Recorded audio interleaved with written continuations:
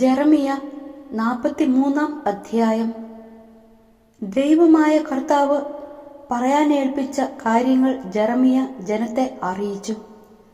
അപ്പോൾ ഹോഷയായുടെ മകൻ അസറിയായും കരേയായുടെ മകൻ യോഹാനാനും അഹങ്കാരികളായ മറ്റുള്ളവരോട് ചേർന്ന് ജെറമിയായോട് പറഞ്ഞു, നീ വ്യാജമാണ് പറയുന്നത്.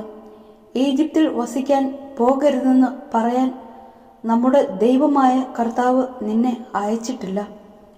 ഞങ്ങൾ കൽദായരുടെ കൈകളിൽ അകപ്പെട്ട് വധിക്കപ്പെടുന്നതിനോ അവർ ഞങ്ങളെ ബാബിലോണിലേക്ക് അടിമകളായി കൊണ്ടുപോകുന്നതിനോ വേണ്ടി നേരിയായുടെ മകൻ ബാറൂക്ക് നിന്നെ പ്രേരിപ്പിക്കുന്നു. യൂദാദേശത്ത് വസിക്കണമെന്നുള്ള കർത്താവിൻ്റെ കൽപ്പന കരേയായുടെ മകൻ യോഹാനാനും പടത്തലവന്മാരും ജനവും അനുസരിച്ചില്ല. ജനത്തിന്റെ ഇടയിൽ ചിതറിപ്പോയതിനു ശേഷവും വീണ്ടും യൂദാദേശത്ത് താമസിക്കാൻ തിരിച്ചെത്തിയ യൂദായുടെ അവശിഷ്ട വിഭാഗത്തെ പുരുഷന്മാർ, സ്ത്രീകൾ, കുഞ്ഞുങ്ങൾ, രാജകുമാരിമാർ, സേനാധിപനായ നെബുസരാദൻ, ഷാഫാന്റെ മകനായ അഹിക്കാമിന്റെ മകൻ ഗദാലിയായെ ഏൽപ്പിച്ചിരുന്നവർ എന്നിവരെയും ജെറമിയ പ്രവാചകനെയും നേരിയായുടെ മകൻ ബാറൂക്കിനെയും കരേയായുടെ മകൻ യോഹാനാനും പടത്തലവന്മാരും ഈജിപ്തിലേക്ക് കൊണ്ടുപോയി. അവർ കർത്താവിന്റെ വാക്ക് കേൾക്കാതെ ഈജിപ്തിൽ തഹ്പൻഹെസിൽ എത്തി. കർത്താവ് ജെറമിയായോട് തഹ്പൻഹെസിൽ വെച്ച് അരുളി ചെയ്തു, നീ വലിയ കല്ലുകളെടുത്ത് യൂദായിലെ ആളുകൾ കാണെ തഹ്പൻഹെസിൽ ഫറവോയുടെ കൊട്ടാരത്തിന്റെ പടിവാതിൽക്കലുള്ള കൽപ്പടവിലെ കളിമണ്ണിൽ പൂഴ്ത്തിവെക്കുക.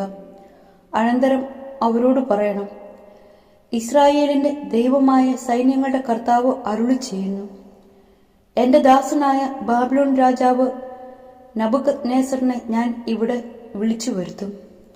ഞാൻ ഒളിച്ചുവെച്ച കല്ലുകളിന്മേൽ അവൻ തന്റെ സിംഹാസനം ഉറപ്പിക്കും. അവയുടെ മേൽ തന്റെ രാജകീയ വിധാനം വിരിക്കും. അവൻ വന്ന് ഈജിപ്തിനെ തോൽപ്പിക്കും.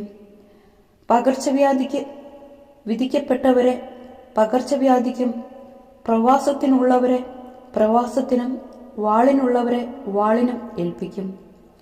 ഈജിപ്തിലെ ദേവന്മാരുടെ ക്ഷേത്രങ്ങൾക്ക് അവൻ തീവയ്ക്കും. ദേവന്മാരെ ചുട്ടു ചാമ്പലാക്കുകയോ കൊള്ളയടിക്കുകയോ ചെയ്യും. ഇടയൻ തന്റെ കമ്പിളിയിൽ നിന്ന് കീടങ്ങളെ അകറ്റുന്നതുപോലെ ഈജിപ്ത് ദേശത്തെ അവൻ ശുദ്ധീകരിക്കും. എന്നിട്ട് നിർബാധം അവിടെ നിന്ന് പോകും. അവൻ ഈജിപ്തിലെ സൂര്യക്ഷേത്രത്തിന്റെ സ്തൂപങ്ങൾ തകർക്കും. അവരുടെ ദേവന്മാരുടെ ക്ഷേത്രങ്ങൾ അഗ്നിക്കിരയാക്കും.